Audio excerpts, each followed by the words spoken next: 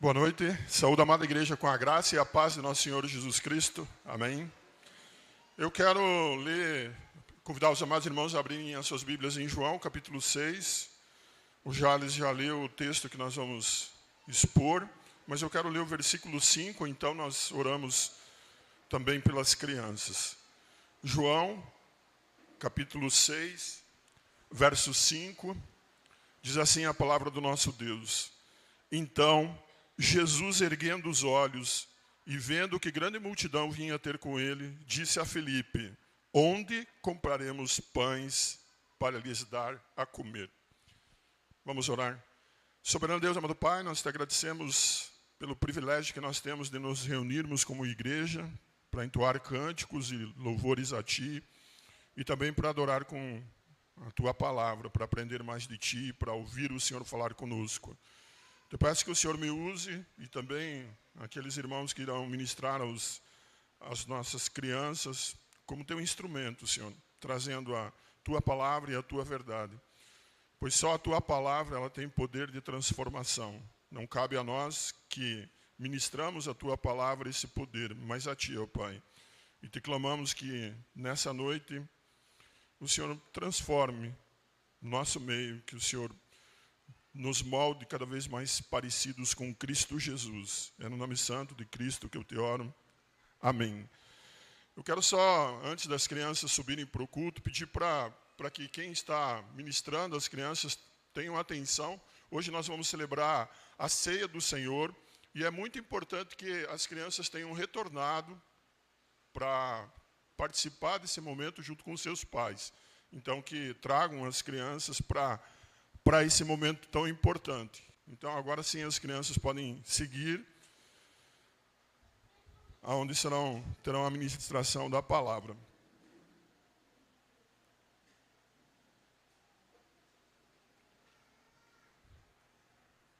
Bem, meus amados irmãos, lendo esse texto, o Jales já leu, quando eu estava estudando ele me veio à memória que muitas vezes nós focamos em pequenas porções de uma história, em pequenos fatos de uma história, e não olhamos para o principal, para o que de fato é importante. Me trouxe à memória um ditado popular que o meu pai me ensinou quando eu era pequeno, e ele dizia que muitas vezes nós olhamos as formigas e permitimos que o elefante passe na nossa frente. E pensando sobre isso, essa passagem, então, para mim, ela pode ser um desses casos que, se não estivermos atentos, é lógico que as formigas, as pequenas informações, o que está acontecendo na história, elas são importantes. No entanto, nós não podemos perder o foco no que é principal, no que é, de fato, importante. Como já foi lido o texto, os irmãos sabem que se refere do milagre da multiplicação. Nós podemos ficar discutindo, então, como será que foi esse milagre, de que forma ocorreu esse milagre? Será que, de fato, essa multidão foi alimentada por Cristo? Será que essa criança, esse rapaz que é citado, então, qual o interesse que ele tinha? Nós podemos olhar vários ângulos, vários detalhes em relação a isso e deixarmos de olhar para o autor e consumador do milagre. Deixarmos de olhar para o nosso Deus. Obrigado, Fábio. Nós podemos nos perder nos detalhes e não olhar para o que importa.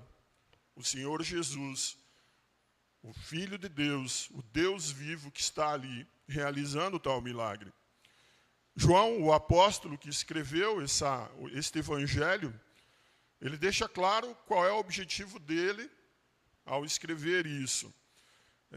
No capítulo 20, nos versos 30 e 31, nós lemos: Na verdade, fez Jesus diante dos discípulos muitos outros sinais que não estão escritos nesse livro. Estes, porém, foram registrados para que creiais que Jesus é o Cristo, o Filho de Deus, e para que, crendo, tenhais vida em seu nome. A passagem de hoje, então, que nós vamos desfrutar dela, deixa claro que ela é um sinal. Ela está apontando para Cristo, para o Deus vivo, para que creiamos nele. E crendo no Deus vivo, tenhamos vida. Como informação, esse milagre da multiplicação dos pães e dos peixes, ele é um dos milagres mais registrados na Bíblia, nas Sagradas Escrituras. Ele está, então, nos 4 evangelhos, nos 3 sinóticos e também em João. É claro que eles apresentam, os irmãos lendo vão perceber algumas diferenças nos seus escritos, porque cada autor, então, coloca a sua visão em relação a isso. Agora vamos para o texto, então. A primeira parte que nós vamos ler é os versículo 1 ao versículo 4. E aqui nós vamos entender a situação. Depois dessas coisas, atravessou Jesus o mar da Galileia, que é o de Tiberíades. Seguia-o numerosa multidão, porque tinham visto os sinais que ele fazia na cura dos enfermos. Então subiu Jesus ao monte e assentou-se ali com os seus discípulos. Ora, a Páscoa, festa dos judeus, estava próxima. O versículo 1, então, ele inicia mostrando uma transição. O Senhor Jesus sai da Judéia, de Jerusalém, e ele vai para a Galileia. Ele vai citar aqui o mar de Tiberíades, que leva esse nome por conta de que, por volta de 20 depois de Cristo, o governante Herodes Antipas, ele fundou uma cidade, né, na costa desse lago, desse mar, e homenageou então o imperador Tibério. E aí, por conta disso, leva esse nome. Com certeza, ali o Senhor Jesus, por conta do cansaço e talvez até do esgotamento emocional, ele procura essa região. É uma região desértica, uma região em que ele está procurando paz e descanso. No entanto, nós vemos no versículo 2 que há um relato de que uma numerosa multidão estava seguindo o Senhor Jesus. E eles seguiam o Senhor Jesus unicamente por conta dos sinais que o Senhor Jesus estava realizando no meio deles. Eles ouviram falar dos sinais que o Senhor Jesus fazia. Eles ouviram falar da cura que o Senhor Jesus estava promovendo, de tudo o que ele estava fazendo com os enfermos e com todos eles. Essa multidão, então, que seguia Jesus, eu posso aplicar o ditado que o meu pai me ensinou. Eles viam os milagres, eles viam a cura, eles viam o que Jesus estava fazendo, mas eles não viam a Jesus. Eles não viam o Messias, eles não viam o Deus Todo-Poderoso, aquele que tem poder absoluto sobre tudo. Eles viam então a formiga e não conseguiam enxergar o elefante. Eles estavam cegos diante do que eles buscavam, unicamente o que eles queriam. Nos evangelhos sinóticos, se os irmãos forem ler, Mateus capítulo 14, a partir do verso 13, Marcos capítulo 6, a partir do verso 30, e Lucas capítulo 9, a partir do verso 10, os irmãos vão perceber que nós somos informados que, apesar de que o Senhor Jesus tinha conhecimento de que essa numerosa multidão que o seguia estava lá interessado unicamente nos seus milagres, nos seus sinais, e buscavam unicamente por isso, ele teve compaixão dessa multidão. Ele teve compaixão de todos que estavam ali. E aí o Senhor Jesus, então, com compaixão, ele olhou para eles e ele os considerou como ovelhas que não tinham um pastor. E como tal, o Senhor Jesus, então, ministrou para eles. O Senhor Jesus continuou curando, o Senhor Jesus continuou ensinando a essa numerosa multidão. De acordo com sua infinita bondade e com sua graça e misericórdia, ele continuou cuidando dessa multidão. No versículo 3, ele situa então que eles estavam no monte. Ele coloca o lugar onde eles estavam. Esse monte ele era muito conhecido pelo Senhor Jesus. Era um monte que, com frequência, ele buscava em momentos que ele precisava de paz, de tranquilidade, de intimidade com Deus. Era um lugar, então, que ele buscava a Deus em oração. Os irmãos podem observar isso em Marcos, no capítulo 3, verso 18, no capítulo 6, verso 46 e no 9, 2. E o versículo 4 vai situar em que tempo essa história está acontecendo. E ele coloca ali, então, um pouco antes da Páscoa. Nessa primeira porção aqui, eu já creio que todos nós devemos estar atentos a Cristo, ao Deus vivo, não os sinais, não os milagres, não a isso, mas olhando fixamente para Cristo.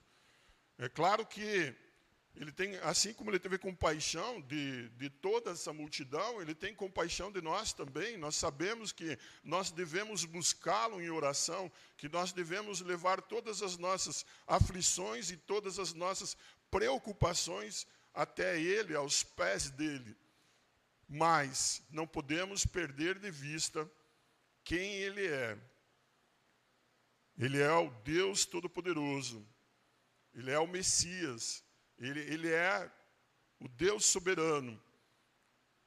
Sim, ele pode fazer qualquer milagre em nossa vida, mas o milagre não é mais importante do que ele. A partir do verso 5 e 6, então, nós vamos perceber o problema. Então Jesus, erguendo os olhos e vendo que grande multidão vinha ter com ele, disse a Filipe: onde compraremos pães para lhes dar a comer? Mas dizia isso para o experimentar, porque ele bem sabia o que estava para fazer. O Senhor Jesus, então, vendo aquela multidão, ele já tinha conhecimento do que iria acontecer e da necessidade que essa multidão teria. Ele já tinha antecipado tudo isso. Ele já tinha decidido o que ele iria fazer e como ele iria resolver a situação. Em João, diferente dos sinóticos, então, mostra aí que o Senhor Jesus tem uma conversa com Filipe, que estava ali, e o Senhor Jesus questiona ele: Filipe, aonde que nós vamos comprar pão para atender toda essa população aí, toda essa multidão? O Senhor Jesus sabia que essa multidão que o seguia, eles estavam exaustos, estavam sem direção, e eles precisavam de alguém que cuidasse deles, tanto fisicamente quanto espiritualmente. O Senhor Jesus, por algum motivo, ele resolve, então, colocar Filipe à prova. E pergunta: aonde vamos comprar pão para toda essa gente? Basicamente, o Senhor Jesus está dizendo: Filipe, está aí o problema. Como que nós vamos alimentar essa multidão? Lembrem de onde eles estavam. Eles estavam no deserto, longe de cidade, eles não tinham recurso nenhum, não tinha nenhuma padaria perto, não tinha nenhum supermercado próximo, não tinha nenhum restaurante, não tinha nada. Como nós vamos alimentar essa multidão? No verso 7, nós vamos ver a primeira resposta, então, a resposta que Filipe dá. É uma visão humana do problema, ou a primeira forma encontrada para resolver esse problema. O verso 7 vai nos dizer assim: respondeu-lhe Filipe: não lhes bastariam 200 denários de pão para receber cada um o seu pedaço.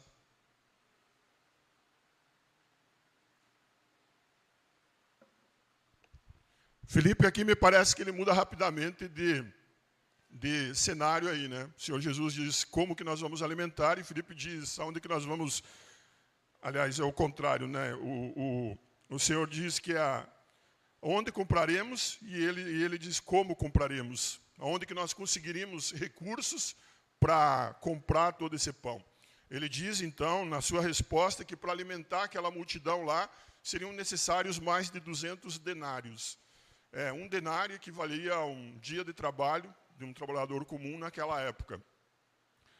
Mais de 200 denários, então, seriam necessários mais de 8 meses de trabalho de um único trabalhador para conseguir recursos para comprar, então, alimento para aquela grande multidão, para comprar pão para aquela grande multidão. Eu imagino aqui que Filipe ele deveria saber a situação deles ali, né, do Senhor Jesus com seus discípulos, e com certeza eles não deveriam dispor desses 200 denários para alimentar todo esse povo. A preocupação, então, a limitação humana, ele viu apenas o problema. O problema está aí, nós não temos dinheiro, o que faremos? Ele deixou de olhar para Deus, ele deixou de olhar para Cristo, que tem toda a onipotência para resolver o problema. De novo, ele vê a formiga e nada além disso. E muitas vezes, irmãos, nós somos exatamente iguais a Filipe, né? Nós olhamos a situação e a situação parece ser intransponível e nós desanimamos, nós nos desistimos muitas vezes daquilo que estamos fazendo. E com frequência nós nos esquecemos de procurar aquele que tem poder para resolver todas as situações, para resolver todos os nossos problemas, para então solucionar o que é impossível. O que é impossível para o homem, para Deus não é. Para Deus tudo é possível. Ele pode interferir na história, ele pode interferir em todo momento, de forma milagrosa, como ele fez aqui. Nos versos 8 e 9, nós vamos ver, então, a segunda visão humana, ou uma segunda forma, uma segunda tentativa de resolver o problema, olhar para os recursos disponíveis. O verso 8 nos diz assim: um de seus discípulos, chamado André, irmão de Simão Pedro, informou a Jesus: está aí um rapaz que tem 5 pães de cevada e 2 peixinhos, mas isto que é para tanta gente? Então ele olha, eu imagino que André estava ali no lado, ele viu a conversa do Senhor Jesus com Filipe, e aí ele, tendo conhecimento de que tinha um rapaz com 5 pães e 2 peixinhos, ele entra na história e conversa com o Senhor Jesus. André, então, é irmão de Pedro. E ele cita, então, que o que esse rapaz tinha eram 5 pães de cevada. Esses pães de cevada, naquela época lá, era o que tinha de mais barato, era o mais simples, é o que era servido, é o que era consumido pelos pobres. Ou, às vezes, muitas vezes, eles, inclusive, eram destinados a alimentar os animais. E mais do que isso, o Evangelho de João é o único que nos diz que eram peixinhos, peixes pequenos.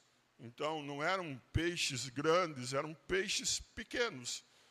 O rapaz tinha 5 pães e 2 peixes pequenos. E aí, claro, diante disso, André olha e para ele também não vê solução. Como nós vamos alimentar tamanha multidão com 5 pães e 2 pequenos peixes? Enquanto Filipe não vê recursos financeiros, não vê dinheiro para comprar alimento para toda aquela multidão, André vai olhando os recursos que eles têm disponíveis e também chega à mesma conclusão. Nós não temos como cuidar, nós não temos como alimentar essa grande multidão que está conosco. Novamente, eles olham apenas para o problema e eles se esquecem que eles estão diante do Deus Todo-Poderoso. Eles conseguem olhar para a situação do que está acontecendo, mas não conseguem discernir quem está à frente deles. Não conseguem, então, como resolver o problema. Eles não olham para Cristo, eles olham para o problema e não há como resolver o problema. E mais uma vez, pensando na nossa vida, na maneira que nós vivemos, muitas vezes nós somos exatamente iguais a esses 2 homens. Nós olhamos os recursos que nós temos, nós olhamos o pouco que nós temos e desistimos. Muitas vezes, simplesmente, abandonamos. No entanto, nos esquecemos de olhar para Cristo. Nós permitimos que o desespero tome conta de nossas vidas e nos esquecemos de olhar ao Deus que servimos, ao Deus Todo-Poderoso, a Cristo Jesus. Nós sabemos que Deus, Ele não nos chama para prover a sua obra. Ele mesmo faz isso. Mas Ele nos chama para nos colocarmos à disposição dEle, para estarmos e participarmos da obra dEle, mesmo que signifique ter apenas alguns pães e pequenos peixes. Nesse momento, então, o Senhor Jesus, Ele diz assim, vamos resolver isso aí. E Ele começa, então, mostrando que é necessário organização. Verso 10 nos diz assim, disse Jesus, fazei o povo assentar-se, pois havia naquele lugar muita relva. Assentaram-se, pois, os homens, em número de quase 5.000. Jesus toma a frente e organiza o que está acontecendo ali. Manda o povo sentar. Cada um de vocês aí organiza todo mundo, manda todo mundo sentar, manda todo mundo se aquietar. E nós percebemos que a obra do Senhor precisa ser feita dessa forma, em ordem e decência. Sem organização, com certeza, inúmeros transtornos serão acrescentados. E aí no verso 11, então, nós temos a solução divina, nós temos aquela multiplicação generosa e nós vemos a graça do nosso Deus. Então, Jesus tomou os pães e, tendo dado graças, distribuiu entre eles e também igualmente os peixes, quanto queriam. Nesse momento, então, o Senhor Jesus, lá com todo mundo assentado, Ele pega os pães e os 2 peixinhos, Ele dá graças a Deus e Ele faz o milagre da multiplicação. Ele entrega aos seus discípulos e diz, podem dividir aí para toda essa multidão e que comam à vontade, que recebam com fartura. Nós percebemos claramente que não sobrou nenhuma necessidade.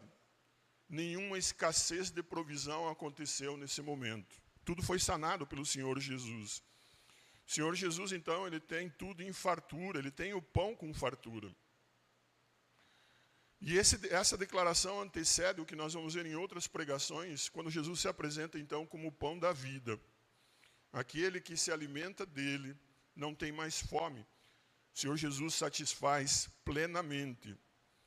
Jesus ele está aqui, nesse momento, então, exercendo o seu poder multiplicador, o seu poder criador.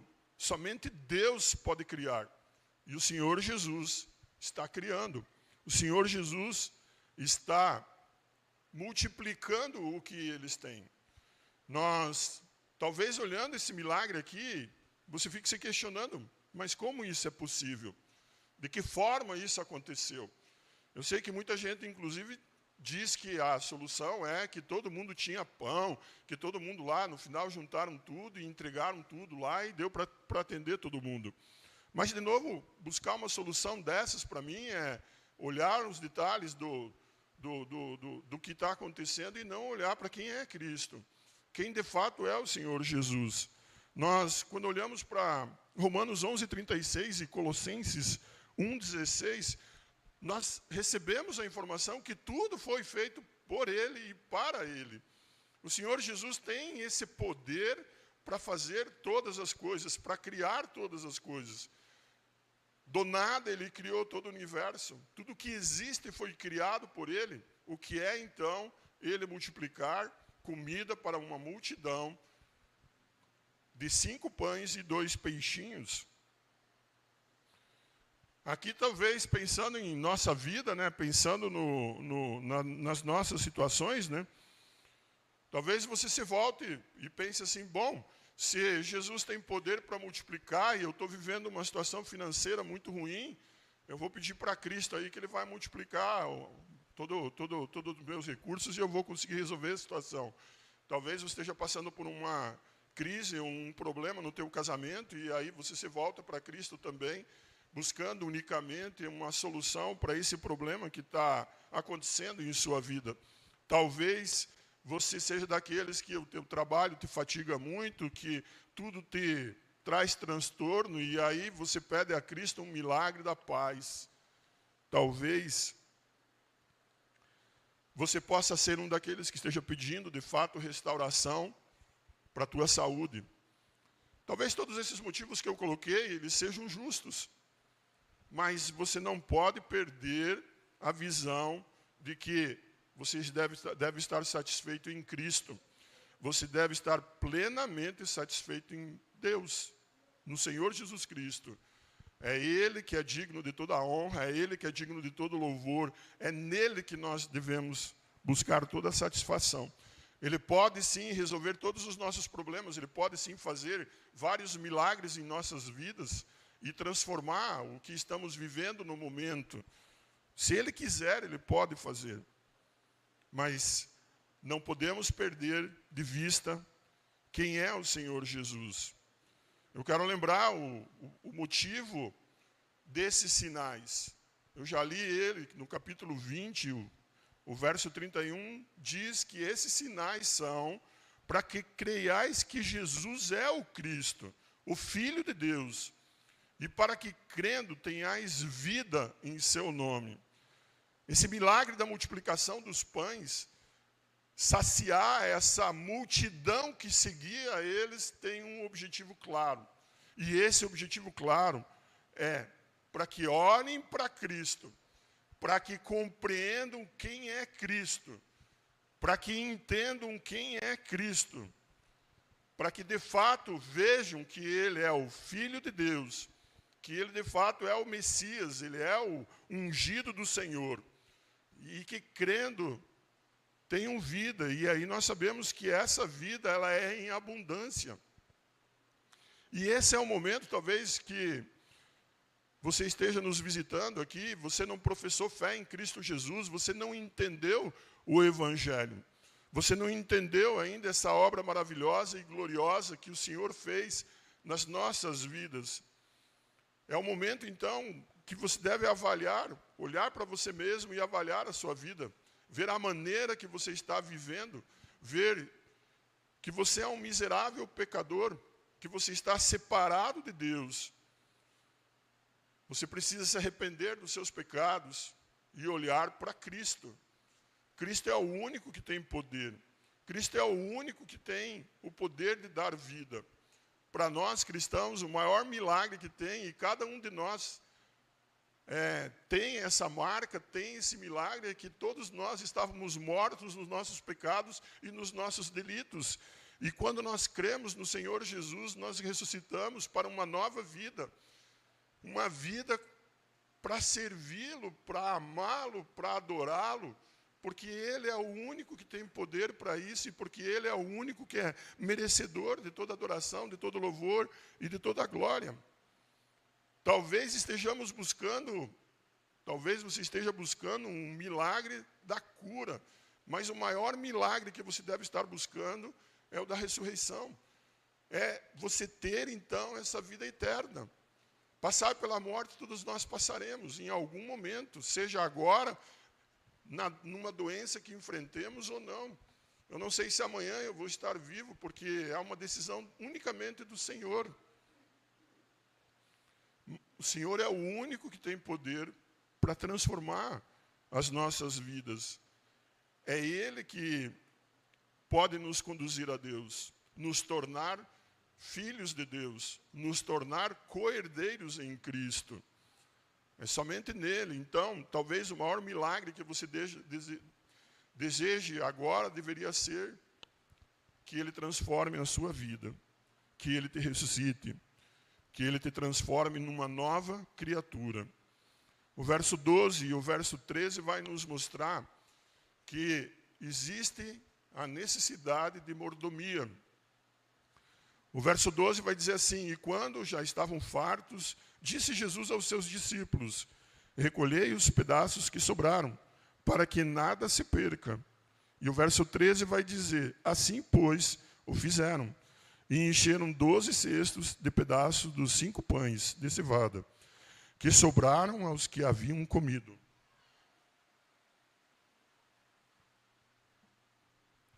O Senhor Jesus fez um grande milagre, uma grande multiplicação de pães e de peixes, alimentou uma grande multidão. Essa multidão se fartou com tudo que o Senhor Jesus proporcionou para eles, a tal ponto que sobrou alimentos. E o Senhor Jesus deixa claro que não deve existir desperdício. Nós sabemos que os recursos de Deus, o que Deus dá, eles são infinitos. Mas aqui nós vemos que não há nenhuma desculpa para desperdiçarmos o que Deus nos dá. Desperdiçarmos o que Deus nos dá é pecado. Deus supre todas as necessidades do seu povo com abundância. Deus nos dá dons, Deus nos dá talentos, e nada deve ser desperdiçado do que Deus nos dá. O Senhor Jesus manda recolher tudo que sobrou, e eles juntaram 12 cestos cheios. Com fartura, nada deve ser desperdiçado. E aqui, eu acho que cada um de nós já deve estar pensando e meditando o que eu tenho feito com o que Deus me dá. Então, Deus nos dá, talvez com um coração ingrato você não perceba isso, mas Deus nos dá tudo. É Deus que nos dá o alimento que nós temos, é Deus que nos dá o trabalho que nós temos, é Deus que nos dá os dons e talentos que nós usamos na igreja. Como nós estamos usando isso? Será que nós estamos exercendo essa mordomia necessária, cuidando de tudo isso com todo cuidado, cuidando do que recebemos do Senhor, porque recebemos do Senhor em abundância? Ou será que nós estamos desperdiçando tudo isso para nossos caprichos, para os nossos prazeres? Como estamos usando, então, os recursos, os dons e o que Deus nos dá de forma abundante em nossas vidas? O verso 14 e 15, para finalizar, vai mostrar o grande engano daquele povo. O verso 14 nos diz assim: vendo, pois, os homens o sinal que Jesus fizera, disseram: este é verdadeiramente o profeta que devia vir ao mundo.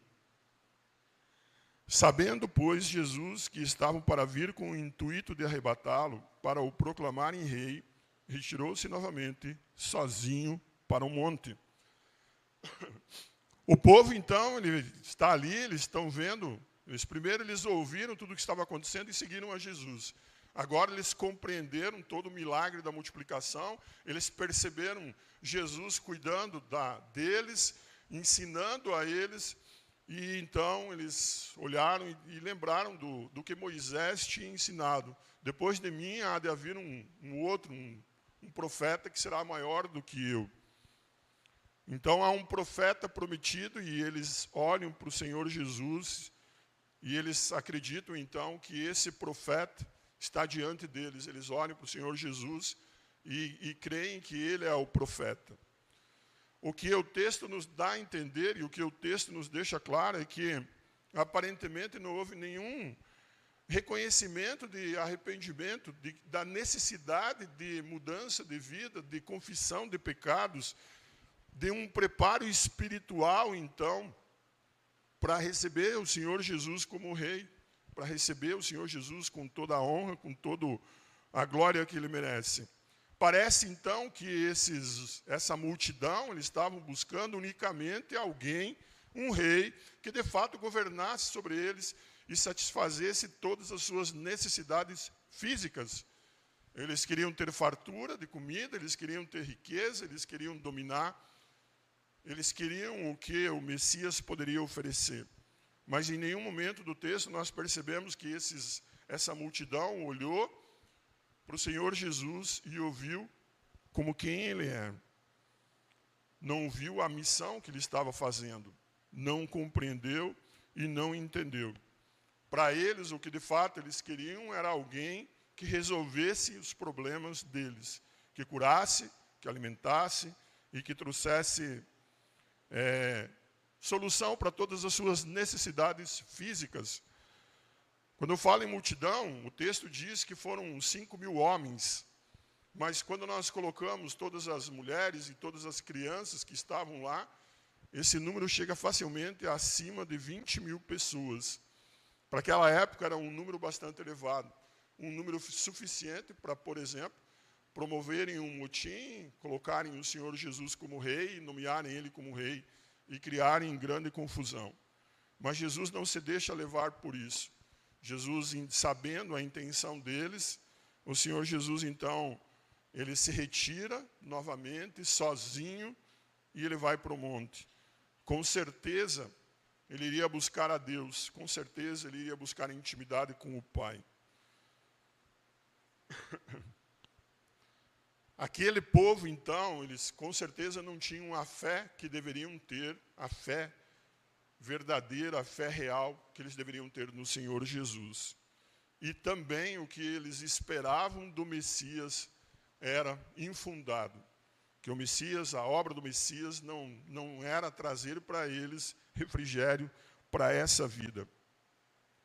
Talvez cada um de nós, nesse momento, também deva pensar sobre como tem encarado o Senhor Jesus, como tem olhado para o Senhor Jesus. Talvez alguns de vocês estejam aqui unicamente pelo que o Senhor Jesus pode oferecer para a solução para o casamento, para a solução para o trabalho, para a solução para a faculdade, e se esquece de olhar quem é o Senhor. Paulo, ele nos diz na sua primeira carta aos Coríntios, capítulo 15, verso 19, se a nossa esperança em Cristo se limita apenas a esta vida, somos os mais infelizes dos homens. Se nós olhamos para Cristo, se nós olhamos para o nosso Deus, unicamente como uma maneira de buscar a solução para o nosso dia a dia, para o nosso viver aqui, a nossa esperança, então, é a mais infeliz que nós poderemos ter. Pensando, então, em tudo que nós vimos aqui sobre o milagre, sobre toda a situação, eu pensei em algumas aplicações. A primeira delas, eu quero contar a história de vocês. Nós temos lá um parceiro nosso no trabalho, ele é um motorista de caminhão e dono de um caminhão. Então, ele está o tempo todo falando sobre Jesus. Inclusive, ele colocou lá atrás do caminhão, bem grandão lá, Jesus. E para ele, aquilo é algo extremamente importante. É como se fosse, então, um mantra para ele, algo mágico para ele. Falar Jesus, ter lá o nome de Jesus para ele é algo assim, como uma pedra de toque, como um amuleto para ele. Ele fala disso, então, ele fala de Jesus, ele fala o tempo todo de Jesus, mas quando você vai aprofundar o assunto com ele, não passa disso. Ele quer o Senhor Jesus para cuidar dele na estrada, no caminho, enquanto ele está fazendo as entregas, para retornar em segurança, para trazer prosperidade e riqueza para ele. Ele quer, então, Jesus para proteger ele de doenças, para cuidar dele, e é isso que ele espera do Senhor Jesus. O Senhor Jesus, para ele, então, ele é apenas ele demonstra alguma curiosidade sobre isso. Às vezes ele até comenta para mim assim e diz, talvez o que falte para mim é ir à igreja, e aí está tudo bem. E aí eu deixo claro para ele que não é isso que falta a ele. Falta a ele entender que ele é pecador, que ele é um miserável pecador, que a maneira que ele está vivendo ofende a Deus, a maneira que ele está encarando o Senhor Jesus é ofensiva a Deus. Ele quer se aproveitar do Senhor Jesus, ele quer usar o Senhor Jesus para ele, mas não há nenhum arrependimento, não há nenhuma confissão de pecados, não há nenhuma transformação de vida. Então, para ele, o que eu digo é, você precisa entender quem é Cristo, quem de fato é Cristo, quem de fato é o Senhor Jesus. E reconhecendo quem ele é, pedir perdão dos seus pecados, confessar seus pecados, mudar de vida e seguir a Cristo. Esse é o maior milagre que o Senhor Jesus pode executar na vida de alguém. Transformá-lo numa nova criatura. Ressuscitá-lo, alguém morto nos seus pecados, para a vida. Nós estamos diante, então, de um milagre incrível aqui. O Senhor Jesus, ele, com seu poder criativo, com seu poder de criação, de multiplicação, com seu poder de um Deus todo-poderoso, nós vemos, então, o relato desse grande milagre, da interferência do Senhor Jesus na história. multiplicando, criando o alimento para essa grande multidão. E nós, como cristãos, então, nós devemos estar olhando fixamente para Cristo. O objeto da nossa adoração, o ser que nós devemos adorar, quem nós devemos adorar é o Senhor Jesus. Não devemos nos prender nos detalhes do milagre, em como foi, mas devemos estar com os nossos olhos fixos no Senhor Jesus. Nós precisamos também entregar tudo que nós temos ao Senhor Jesus. Todos os nossos dons, todos os nossos talentos a serviço do reino. Participar, então, dessa obra. O Senhor Jesus tem poder para multiplicar tudo. O Senhor Jesus tem poder para transformar tudo. Eu não sei qual é a situação de cada um de vocês, mesmo sendo cristão. Talvez você esteja vivendo em algum pecado oculto. Talvez você esteja enfrentando alguma dificuldade oriunda dos teus pecados. Talvez agora você pense que não há solução para você. Talvez esse teu pecado que te escravize, você julgue ele muito maior do que a obra do Senhor Jesus. Talvez você pense que não há solução. E talvez você pense até em desistir. O texto nos mostra claramente que o Senhor Jesus tem solução para tudo. Porque Ele é o único Deus. E Ele tem todo o poder para transformar tudo. Para multiplicar tudo. O que o pecado corroeu. O que o pecado destruiu. O Senhor Jesus, com seu poder, pode restaurar tudo. O que nós precisamos entender é que nós não podemos limitar Deus. Não há limite para o nosso Deus Todo-Poderoso. A Ele não há nada que possa limitá-lo. Ele é todo-poderoso. Todo o poder está nele. E Ele pode transformar tudo. E a todos. Eu sei que em muitas situações nós temos a nossa responsabilidade como homens. Então, se o meu casamento não está bem, se a minha vida lá com a minha esposa conjugal não está de acordo, eu posso olhar para tudo isso e pensar, não existe solução mais. Já são 33 anos que nós estamos casados e chegou o ponto agora que não há o que fazer. Existe a minha responsabilidade. Se chegou numa situação que eu julgo impossível, é minha responsabilidade. E eu tenho que trabalhar para cumprir com a minha responsabilidade. E lembrar a todo tempo de que eu devo buscar a esse Deus incrível, poderoso, maravilhoso. Ele sim tem poder para transformar. Então eu vou cumprir com a minha parte, eu vou cumprir com as minhas obrigações como homem e vou clamar a Deus, vou clamar a Cristo, para que Ele esteja interferindo e me ajudando e fazendo um milagre na minha vida. Não tenho nenhum problema no casamento, é só uma ilustração. Graças a Deus, Deus me deu uma mulher maravilhosa e eu não tenho nenhum problema em relação a isso. O fato é, seja o problema que cada um de vocês tenham, o que nós temos, Cristo tem todo o poder para resolvê-lo. Seja no trabalho, seja no casamento, seja na faculdade, seja no ambiente onde você está vivendo, seja qual for a sua preocupação, Deus tem poder. Cristo tem poder para transformar tudo e transformar a todos. E nós precisamos também tomar cuidado, porque muitas vezes nos colocamos, por conta dos nossos pecados, numa situação em que, e agora?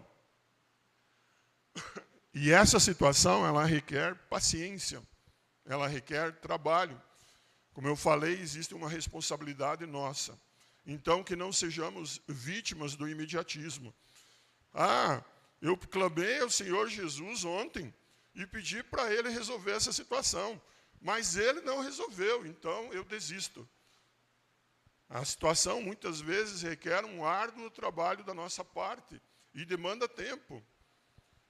Para o pastor Clesiano chegar a ser pastor dessa igreja com toda a sabedoria que ele tem, para ele poder aconselhar a nós como ele aconselha, foram anos de caminhada cristã, foram anos vivendo de acordo com a palavra do Senhor.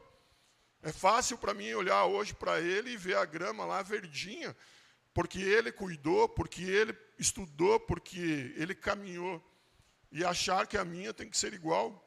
Mas há a minha responsabilidade nisso. Eu preciso caminhar. Então, eu não posso limitar Deus dessa forma. Eu não posso querer algo imediato porque eu quero, porque é a consequência do meu pecado, ou porque eu acho que eu tenho direito, ou por qualquer razão que seja.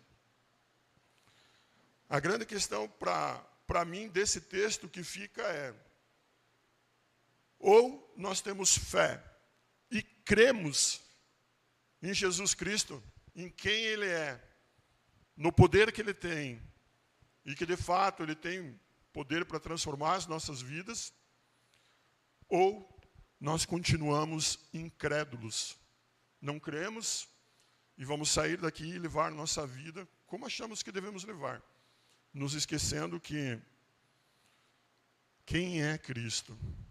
Então, que cada um de nós possa refletir, através desse milagre da multiplicação, quem é Cristo para cada um de vocês. E responder com fé ou com incredulidade. Amém? Que Deus nos abençoe. Vamos orar. Soberano Deus e amado Pai, nós te agradecemos pela Tua palavra, por um texto tão maravilhoso como esse, em que Cristo interfere no tempo, na história, de uma forma milagrosa, e alimenta uma multidão. Mas não só isso, Pai, nós entendemos e compreendemos que o Senhor Jesus tem todo esse poder, porque Ele é o Deus Criador. Ele é o único Deus. Ele faz parte da Trindade, do Deus Trino, Deus Pai, Deus Filho e Deus Espírito. E somente o Senhor é Deus. E Cristo é Deus, e Ele é o nosso Deus. E Ele tem poder para criar, e Ele tem poder para multiplicar. Assim como Ele tem poder para nos salvar, porque nele há salvação. Ele tem poder para transformar-nos de mortos a vivos e vivermos uma vida que glorifique a Ti. Obrigado, Senhor, porque está tão aberto quem é Cristo, como Cristo é, quem Ele é, a obra dEle, tudo, Senhor. Obrigado.